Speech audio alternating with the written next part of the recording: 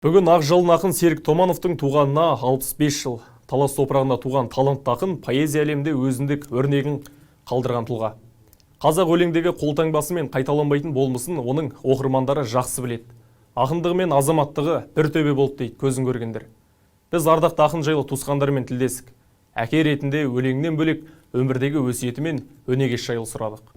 Қадірлі ақын, қарымды журналист Серік Томанов 1956 жылы Талас ауданы Сәду Шәкіров атындағы Кеңшарда дүниеге келген. Еңбек жолын бұрынғы Ленин жолы бүгінгі Талас тынысы газетінде бастаған. Ақынның қызыл көйлек киген қыз, аузынан айдың түскен қыз, сезімді қайтем тулаған, құсқанат атты тағы да басқа сыршыл өлеңдеріне сазгерлер ән жазған.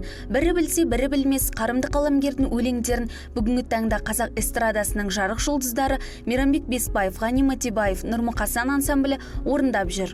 Талатса болды күн батты, ұршығын мезгіл зырлатты, құсқанат менің ғұмырым, қанатын тағы бір қақты. Серік Томанов асау жүректі Ақжалын ақын ретінде жұрттың жадында қалды. Ол отбасында аяулы жар, асқартау әке бола білді.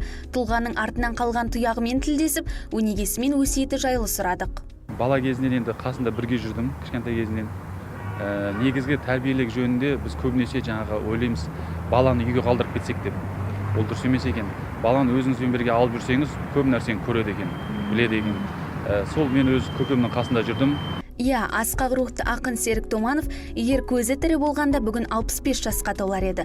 Тағдыр жолы қысқа болғанмен де оның өлеңдерінің өміршеңдігін, жырларын оққан әр жан түсіне қояды. Өмірінің соңғы сәттерінде маңдайымда мың қат бар, таңдайымда түрлі ақ бар, мұңдарыммен мың батпан, сырларымды тыңдап қал деп жырлаған Серік Томанов отты өлеңдерімен оқырман жүрегінде жасай бермек.